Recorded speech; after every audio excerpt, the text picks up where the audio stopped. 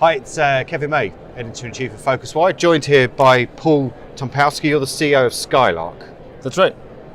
You said here, or you asked the question, what's the future of luxury travel? So give me your 1 minute answer of what is the future of luxury travel. So it might be different to what I think it is. So I'm curious what you think it is.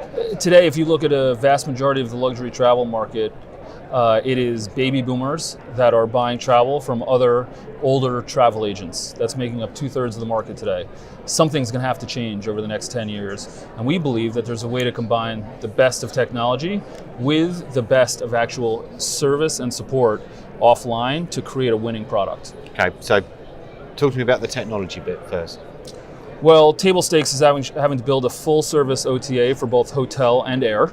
And then from there, basically create a zipper down the back of that so that our agents, while clients are booking through the funnel, have a way to either be able to help them with advice, support them, answer questions, move them down the funnel, and then post-booking work with clients to make sure they're going to take a really great vacation.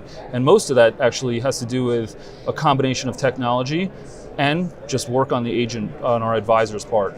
Okay, so let's talk about the company a little bit. I mean, where do you see yourselves fitting into the wider kind of vacation ecosystem generally? Well, if you look today, actually, it's a super fragmented market. There's a lot of direct booking on hotel websites. There's a lot of booking that's being done through travel agencies. There's booking that's being done through online travel agencies, and there's other companies that are hotel-only products.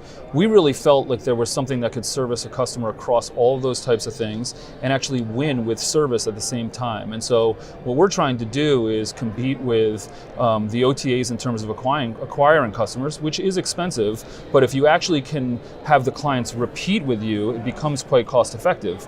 And the reason why we're confident that we can do better on repeat is because service matters in the luxury space, and that's something that the OTAs have really never strived for. Back to the point that you just raised about competing, it's an expensive game. I mean, two of those players spend more than $10 billion a year on digital marketing. What do you do with regards to digital marketing? Yeah, I've heard that number. I'm assuming that you don't have that kind of number. We don't have that kind. No, we don't have that kind of number. But what we do is we focus specifically on ways where we can identify a luxury customer. One of the biggest problems you have in an OTA setting is the look-to-book ratio is very high. Lots of people looking and shopping, but not a lot of people booking. And so we're really, really focused on finding people while they're in the booking funnel, specifically looking for luxury vacations. And if there are ways that we, throughout the top of the booking process or the top of the funnel, can identify people that we think are able to spend the type of money that it costs us to work at these hotels, all of a sudden that's a big layer for us. It also appears, just based on our analysis, that we have the ability to do better with luxury hotel bookings than a traditional OTA can, while they actually can do better on an overall booking set. So we're playing to our strengths and potentially something that's not one of their strengths at the same time. So what marketing channels do you use? I think just like everyone else, we talk to Google a lot about a variety of different products. We power all the luxury bookings on Condé Nast Traveler. We work with several other publishers. We actually launched a product earlier today that is a Hotel Anywhere product, which allows a widget with one line of JavaScript to be launched on anyone's website, and that has lead pricing for a hotel and our lead amenities at a hotel, which are real product differentiators in the market. The repeat customer thing that you mentioned is interesting. So I presume there's a lot of value and time and effort goes into CRM and that element of what you do, right? Yes. So what kind of techniques have you deployed within your CRM that you think have given you the ability to get people to come back to you? Or is it the service that the experience that they get actually on the trip that matters most? It's a combination. So we actually, from the time that you book until the time that you actually get back home and put your head back down on your pillow, we are in contact with you. And so we do a series of things post-booking that we think are effectively things that a traditional travel agent is trying to do with every customer, but they just don't have the technology to be able to do it at scale. Give me some examples. Sure.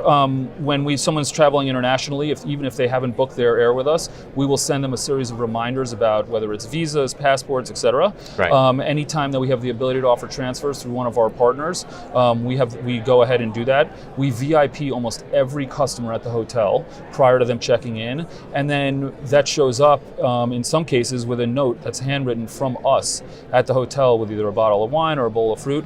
And at times we're asking clients very simple questions like red or white, so we can make sure that when that bottle of wine shows up, it's exactly what they want. Those types of things lead to high repeat rate. Yeah. So those are quite nice touches. What does that mean for you as a business if you're doing those things that are just kind of nice things to do? Does that make your margin a bit smaller though? It doesn't make our margin smaller. It does add to the cost of actually working on each transaction, but simultaneously we're also doing things to upsell clients into different products, offer them a variety of different products, whether it's tours or other entertainment. We're trying to leverage a lot of these tools and trying to target them to the right types of customers as we see them throughout the funnel and post-booking in the funnel as well. Okay, so Paul Tumpowsky, thank you very much for joining us. Thank you. Thank you.